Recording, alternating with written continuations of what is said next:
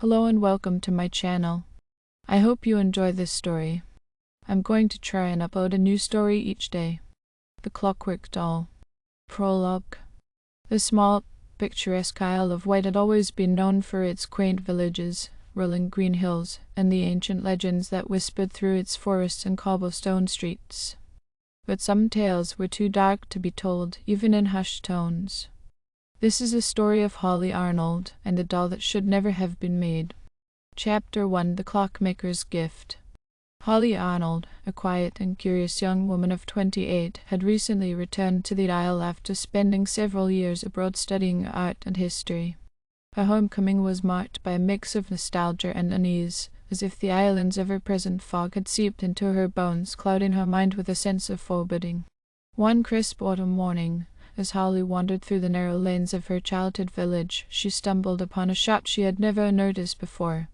A sign above the door read * Blackwood Clocks and Curiosities. * The lettering was faded, but the craftsmanship was undeniable. The display window was filled with clocks of all shapes and sizes, each one a masterpiece of wood, brass, and glass. Intrigued, Holly pushed the door open, a bell tinkling softly above her head as she entered. Inside, the shop was a wonderland of timepieces. The air was filled with the gentle ticking of clocks, creating a symphony of time that seemed to reverberate through Holly's very soul. Shelves lined the walls, cluttered with antique clocks, pocket watches, and other curious items. In the center of the room, behind a worn wooden counter, stood an elderly man with a shock of white hair and piercing blue eyes. His fingers were stained with oil and grime, yet moved with the precision of a surgeon as he worked on a delicate timepiece. "Have a good morning," the man said. "A good morning," Holly replied. "What brings you to my humble shop?" he asked. His eyes were sharp, almost unnervingly so. "I've never seen this place before." "I was just curious," the old man smiled. "Curiosity is a fine thing, especially in a place like this. I'm Sebastian Blackwood, the owner and clockmaker, Holly Arnold," she introduced herself. Sebastian set down his tools and motioned for her to come closer. "I have something special in the back, something you might appreciate." Intrigued. The room was cluttered with tools, gears, springs, and half-finished clocks, but what drew Holly's attention was the large workbench in the center of the room. On it lay a doll. No, not a doll, something far more lifelike. It was the size of a small child, with porcelain skin, glassy blue eyes, and dark, wavy hair that seemed to ripple with every movement of the air. "This," Sebastian said with a touch of pride, "is my latest creation, a clockwork doll." Holly stared at the doll. The level of detail was astonishing. She could see the tiny, intricate gears beneath its translucent skin, the way its chest seemed to rise and fall as if it were breathing. It was both fascinating and unsettling. "It's beautiful," Holly said. Thank you. She's not quite finished yet, but when she is, she'll be a marvel of engineering, a true masterpiece," as Holly reached out to touch the doll's delicate hand. For a moment, she could have sworn the doll's eyes shifted, focusing on her. She pulled her hand back abruptly. Sebastian asked, his tone calm but with a hint of amusement. "No, it feels so real," Holly replied. Sebastian nodded. "That's the idea. She's meant to be as lifelike as possible. I've spent years perfecting her design." Holly nodded absently. There was something about it that she couldn't shake, a sense of impending doom that clung to her like the fog outside. "I should go," Holly said suddenly. "I have some things I need to take care of." "Of course," Sebastian said. "But do come back when you have time. I'd love to show you more of my work." Holly nodded and quickly left the shop. Chapter 2: The Gift. Days passed, but Holly couldn't stop thinking about the clockwork doll. Its lifelike features haunted her dreams, and she found herself avoiding the village streets where Sebastian's shop stood. But fate, it seemed, had other plans. One rainy afternoon, as Holly sat in her small cottage overlooking the sea, there was a knock at the door. Puzzled, she opened it to find a delivery man standing on her porch, holding a large, ornate box. "Miss Arnold?" Holly replied. "The delivery for you," the man said. He offered no further explanation before turning and disappearing into the rain. Holly stared at the box in confusion. It was beautifully crafted, with intricate carvings of roses and vines along the edges. A brass plaque on the top read, * for Holly Arnold, with admiration, S. Blackwood. * A shiver ran through her as she realized what was inside. She carried the box to her living room and set it on the table, her heart pounding in her chest. With trembling hands, she opened the lid. Inside, nestled in a bed of crimson velvet, was the Clockwork Doll. It was even more exquisite than she remembered, its eyes now closed, its hands folded delicately over its chest. A small note lay beside it, written in Sebastian's neat script, * Dear Holly, *, as promised, I present to you my finest creation. I believe she belongs with you. May she bring you as much joy as she has brought me in crafting her. * Yours, Sebastian Blackwood. Holly's first instinct was to close the box and send it back. But something held her back, whether it was curiosity or some inexplicable connection to the doll, she couldn't say. Instead, she carefully lifted the doll from the box and placed it on a nearby chair. As she did, the doll's eyes fluttered open, revealing those unnervingly lifelike blue orbs. Holly gasped, nearly dropping it. But the doll remained motionless, its glassy gaze fixed on the ceiling. Holly forced herself to calm down. It was just a doll, after all, a very sophisticated one, but still just a collection of gears and mechanisms. She must have triggered something when she moved it. But as the evening wore on, Holly found it increasingly difficult to shake the feeling that she was not alone in the cottage. Every creak of the floorboards, every whisper of the wind through the eaves seemed amplified, as if the very walls were holding their breath. And always there was the doll, sitting silently in the chair, its eyes seeming to follow her every movement. Chapter 3: The Awakening. That night Holly found sleep elusive. She lay in bed, tossing and turning, her mind replaying the events of the day over and over. Finally, she drifted off into a fitful sleep, filled with fragmented dreams of ticking clocks and shadowy figures. She awoke suddenly in the dead of night, her heart pounding in her chest. The room was dark, save for the faint glow of the moon filtering through the curtains. Something was wrong. She could feel it. Holly sat up, listening intently. The house was silent, but there was an oppressive weight in the air, as if something malevolent was lurking just out of sight. She reached for the lamp on her bedside table and flicked it on. And there, standing at the foot of her bed, was the doll. Holly screamed, scrambling backward until her back hit the headboard. The doll stood perfectly still, its head tilted slightly to the side, as if studying her. Its eyes, once so lifeless, now gleamed with an unnatural light. Holly cried, her voice trembling with terror. The doll did not move. It simply stood there, watching her with those eerily human eyes. Summoning every ounce of courage, Holly reached for the doll, intending to throw it out of the room. But as her fingers brushed against its cold porcelain skin, she felt a sharp pain in her chest, as if something was tightening around her heart. She gasped, doubling over in agony. The doll's eyes seemed to glow brighter, and Holly could hear the faint sound of gears whirring, as if the doll's internal mechanisms were springing to life. The pain in her chest intensified, spreading through her body like wildfire. Holly collapsed onto the bed, clutching her chest. She could feel something inside her shifting, something cold and metallic. Her vision blurred, and she realized with dawning horror that she could hear the ticking of a clock coming from within her own body. Holly gasped, but the words were lost in the rising tide of pain and fear. As darkness closed in around her, Holly's last conscious thought was of the doll, standing at the foot of her bed, its eyes glowing with a sinister light. And then, Chapter 4: The Transformation. The world faded to black as Holly's consciousness slipped away, but in the darkness the ticking persisted.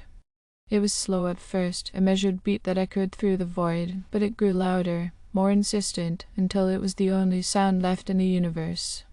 When Holly awoke, the pain was gone. She blinked, trying to clear the haze from her mind. Her surroundings were familiar. She was still in her bedroom, the soft morning light filtering through the curtains. But something was different. Something was wrong. She pushed herself up slowly, expecting the lingering ache in her chest, but there was none. Instead, there was a strange stillness within her, an unsettling calm. Holly looked down at her hands, and that's when she noticed it. Her skin, once warm and flesh-like, now had a pale, almost translucent sheen. Beneath it she could see the faint outlines of gears and cogs, all turning in perfect unison. Her breath caught in her throat, or rather, she realized with growing dread, she no longer breathed at all. With trembling fingers, Holly touched her face, tracing the contours of her cheeks, her nose, her lips. Everything felt the same, yet different, as if her skin had been replaced by something else. Something artificial. She stumbled out of bed and rushed to the mirror on the wall. The reflection staring back at her was not entirely her own. Her face was still recognizable, but her eyes, they were no longer the warm hazel she had known all her life. They were now a bright, almost metallic blue, glimmering with the same unnatural light she had seen in the doll's eyes. "No, this can't be real," Holly whispered. But even her voice sounded strange, hollow, as if it were echoing from somewhere deep within her. Panic set in, and she ran out of the bedroom, down the hall, and into the living room where the doll had been left. But the chair where it had sat was empty. The box was gone too, as if it had never been there at all. Frantic, Holly searched the entire house, but there was no trace of the doll. The only thing that remained was the ticking now emanating from her own chest, a constant reminder of the horror that had befallen her. Desperation clawed at her as she tried to remember what had happened. The last clear memory she had was of the doll standing at the foot of her bed, and the searing pain that had gripped her chest. But beyond that, everything was a blur. With no other option, Holly knew she had to go back to Sebastian Blackwood's shop. He was the one who had given her the doll. He had to have answers. Chapter 5 The return to Blackwood. The walk back to the village was surreal. The familiar streets and houses looked the same, but Holly felt like a stranger in her own skin. She kept her head down, avoiding the gazes of passers-by, terrified they might notice something was wrong with her. But no one paid her any mind. It was as if she were invisible. When she finally reached Blackwood Clocks and Curiosities, the shop looked exactly as it had before. The sign above the door, the display of clocks in the window, all untouched by time, as if nothing had happened. Holly pushed open the door, the bell tinkling softly above her head. Inside, the shop was quiet, the ticking of clocks the only sound in the room. But there was no sign of Sebastian. Holly called out, her voice echoing in the stillness. There was no response. Holly's heart, for what was left of it, began to race as she made her way to the back of the shop, to the workshop where she had first seen the doll. The door was ajar, and with a trembling hand she pushed it open. The workshop was just as cluttered as before, tools and gears scattered across the workbench. But this time there was no sign of the doll. Instead, there was a large, ornate clock on the bench, its face a maze of intricate gears and hands, all turning in perfect synchrony. Holly's breath caught in her throat as she realized that the clock was not just a timepiece, it was a representation of something far more sinister. The gears were connected to a central mechanism that seemed to pulse with a life of its own, and the hands moved in a way that defied logic, as if they were counting down to something. Miss Arnold, you've returned." Holly spun around to see Sebastian standing in the doorway. But there was something different about him too. His eyes, once sharp and blue, now seemed dull, almost lifeless. Holly demanded, her voice trembling with fear and anger. Sebastian stepped into the room, closing the door behind him. "I gave you a gift, Holly, a gift like no other. You are now a part of something greater, something timeless." Holly's voice cracked as she backed away from him. "What am I? You are my masterpiece," Sebastian said. The combination of years of work. The doll was merely the vessel, a prototype, but you are the final creation. Holly shook her head. "I'm not a doll, I'm a person," were Sebastian corrected. "But not anymore. Now you are eternal, free from the burdens of flesh and blood." "No," Holly whispered. "This isn't real. This is some kind of nightmare." "It is real, Holly, and soon you will see the beauty in it. You will understand. I don't want this. I just want to be normal again. There is no going back. The transformation is complete. You are now like the clocks, measured, precise, and everlasting." Holly's mind raced, searching for a way out. But deep down, she knew Sebastian was right. There was no undoing this. She could feel the gears turning inside her, the mechanical rhythm that now governed her existence. But she couldn't accept it. She wouldn't. With a sudden burst of determination, Holly lunged at the workbench, grabbing the ornate clock with both hands. If this was the source of her transformation, then destroying it might be her only chance. But as she lifted the clock, a sharp pain shot through her body, paralyzing her. The gears within her chest seized up, and she fell to her knees, the clock slipping from her grasp. "The foolish girl," Sebastian said. "You cannot fight what you have become. You are bound to the mechanism, just as it is bound to you." Holly gasped for breath. But just before the darkness claimed her, she heard a sound of something deep within the clock, a grinding, straining noise as if the gears were struggling to turn. And then the ticking stopped. Chapter 6: The Broken Mechanism. Holly awoke to silence. The ever-present ticking that had filled her mind since the transformation was gone. She was lying on the cold floor of the workshop, the ornate clock beside her, its face shattered. Slowly, painfully, Holly pushed herself up. The gears inside her chest were still, no longer turning with the relentless rhythm they once had. She touched her chest and felt nothing, no ticking, no whirring, just a strange emptiness where her heart should have been. She looked up at Sebastian, who was standing frozen in place, his expression a mask of shock and disbelief. What have you done?" he whispered. Holly didn't answer. She didn't fully understand what had happened, but she knew one thing: she was free. The mechanism that had bound her to the clockwork had been broken, and with it the unnatural hold it had over her. She slowly stood up, feeling the strange stillness in her body. The gears were no longer turning, but she was still alive, still moving.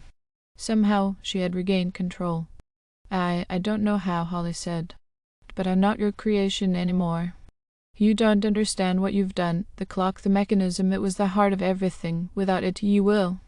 As Holly watched in horror, Sebastian's body began to tremble, and then, as if the strings that held him upright had been cut, he collapsed to the floor. His skin, once vibrant and alive, began to crack and crumble, revealing the intricate network of gears and springs beneath.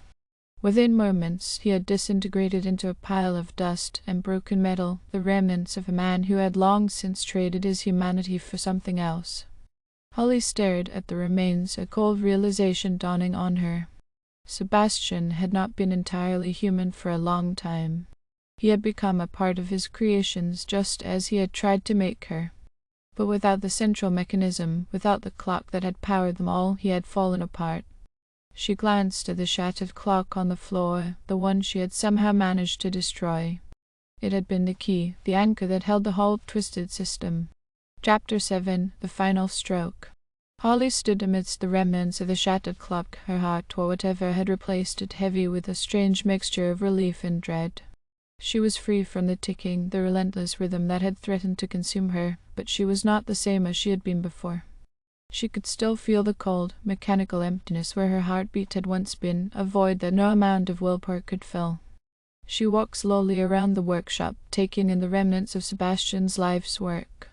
The shelves were lined with half-finished dolls' clocks and strange contraptions, all connected in some way to the central mechanism she had destroyed. It was clear now that Sebastian's obsession with time and perfection had driven him to madness, and she had been his final experiment, the culmination of years of twisted ingenuity. But what was she now? Part human, part machine, something in between. The thought terrified her, but she couldn't afford to dwell on it. She had to find a way to move forward, to reclaim whatever semblance of humanity she could. As she turned to leave the workshop, something caught her eye, a small, leather-bound journal lying on the workbench. It was worn, the pages yellowed with age, but it had clearly been well used. With a trembling hand, Holly picked it up and began to leaf through the pages. The journal was filled with detailed notes, sketches, and diagrams, all chronicling Sebastian's descent into madness. The earlier entries were filled with excitement and curiosity as he documented his experiments with clockwork mechanisms and their potential to mimic life. But as the entries progressed, the tone grew darker, more frantic. There were mentions of failures, of creations that had turned on him, of nights spent haunted by the ticking of clocks that seemed to echo in his mind.